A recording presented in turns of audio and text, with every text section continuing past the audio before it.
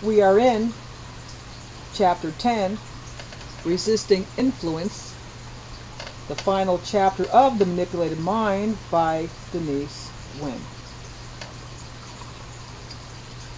Is it possible to resist strong influence of an overt or subtle kind? Sargent maintains that any normal person will eventually crack under interrogation if the pressure is kept up long enough. Yet there are known occasions of successful resistance against brainwashing techniques. In Korea, for instance, while a third of the American POWs capitulated in some way to their captors, the Turks who suffered the same treatments in the same camps did not collaborate in even the most minor ways.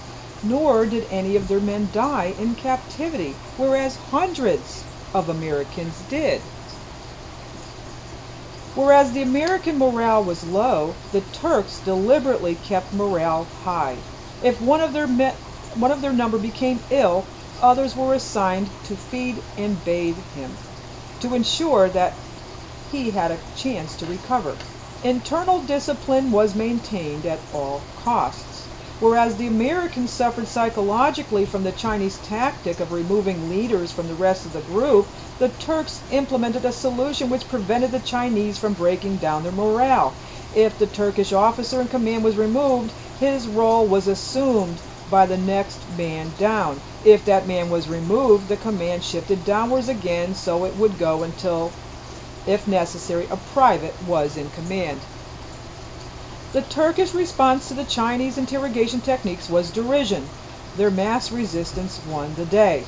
Brown, in his analysis of the events in Korea and techniques of persuasion, came to the conclusion that lack of morale among the prisoners who collaborated was the main factor in leaving them vulnerable to Chinese coercion techniques.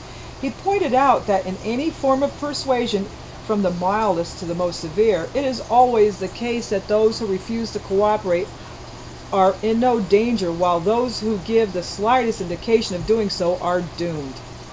The validity of that comment might well be attested to by any who have expressed mild interest in the wares of a door-to-door salesman, either out of politeness or mild curiosity.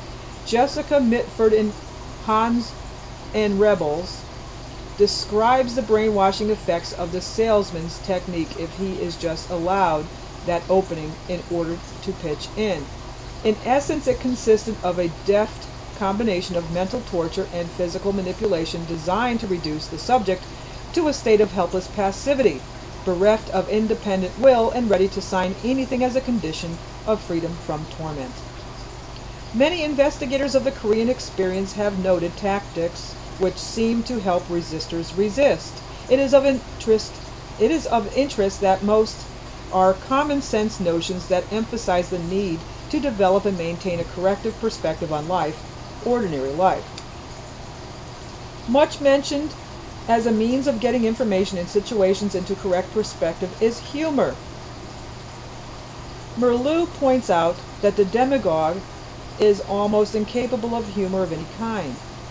Fervor effectively leaves no room for laughter, but if the demagogue is treated with humor, he is out of his element and starts to collapse. The ability to laugh means the ability to see how things should be. Jokes work by highlighting ridiculous behavior or by providing an unexpected perspective on a given situation. Lady Astor to Winston Churchill at a dinner party, "Mr. Churchill, if I were married to you, I should put poison in your coffee." Mr. Churchill, "Madam, if I were married to you, I should drink the coffee." The graffiti that appears on public walls of sufficient wit to find its way into published collections of the stuff is all about alternative ways of arranging available information.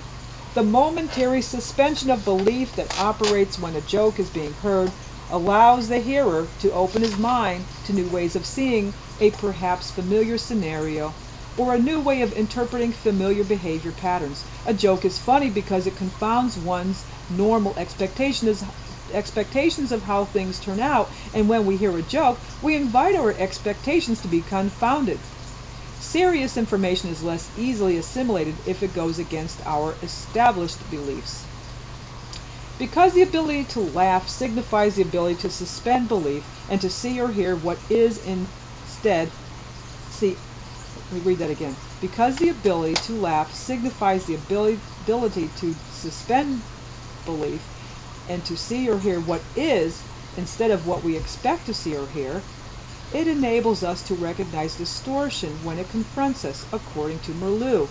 How can a demagogue be taken seriously? But to be effective, the demagogue must be taken seriously. Sargent makes the point that the best way to avoid conversion of any kind is not to get emotionally involved in the proceedings. Once guilt, fear, anger are stirred up, one is halfway to being won. Therefore, he concludes, the obstacles that the religious or political proselytizer cannot overcome are indifference or detached, controlled, and continued amusement on the part of the subject at the efforts being made to break him down or win him over or tempt him into argument. The safety of the free world seems therefore to lie in a cultivation not only of courage, moral virtue, and logic, but of humor. Humor which produces the well-balanced state in which emotional excess is laughed at as ugly and wasteful. The Turks made use of humor when they decided the propaganda of the Chinese. Investigation of the crew of the U.S. spy ship Pueblo, which was captured off the Korean coast in 1968, showed that those who stood out most easily against confessing to criminal acts were those who used humor, among other things, as a defense mechanism. Humor is therefore not only a tool for keeping one's own perspective balanced, but an aid via its absence to identifying those others who have no sense of perspective. Beware the leaders of causes, salesmen, and experts who cannot genuinely laugh at themselves. The need to detach oneself emotionally from a pressured situation was also identified in an experiment by Zimbardo. As part of his work for the U.S. Office of Naval Research, Zimbardo carried out his now famous prison experiment. He advertised in the papers for healthy male volunteers, and of the 75 applicants, the 24 most emotionally stable were selected. None had prison records. On an arbitrary basis, half were assigned to be prison guards, the rest to be prisoners. The prison was a mock-up built in the basement at Stanford University. The guards were told they had to keep order, but that they couldn't resort to physical punishments of any kind. Zimbardo actually arranged for the prisoners to be arrested on the day set for the experiment to begin. Police cars collected them from their homes.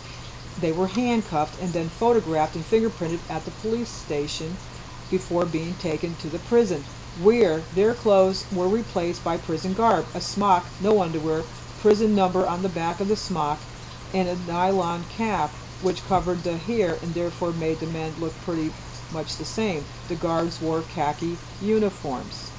The prisoners then started a normal type prison routine: work, limited visiting rights, bland food at mealtimes, and by the second day signs of extreme stress were already evident, including depression and crying and very acute anxiety. The guards, meanwhile, were enjoying their new power and were upset when the experiment was called to a halt earlier than intended because of the effects it was having on the prisoners. Later, the guards professed themselves amazed at the degree to which they had indulged their power, harassing and provoking the prisoners. And I'll stop right there. And this was part 1 of chapter 10. We're reading from The Manipulated Mind by Denise Wynn. And I'll see you in part 2.